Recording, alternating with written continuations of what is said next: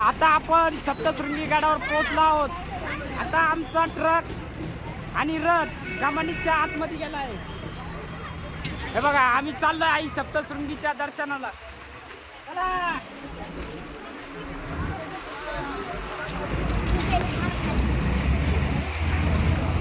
हे बघा मित्रांनो, नांदुरीतून गडावर जाण्यासाठी या बसेस आणि हे आमच्या विकासराव पाचपुते काल आलेत. कालपासून असे 2 पिशव्या आणि 2 पोरं हातात घेऊन फिरतात आणि एकच बायको. मी इकडे 2-3 पोरं 2-3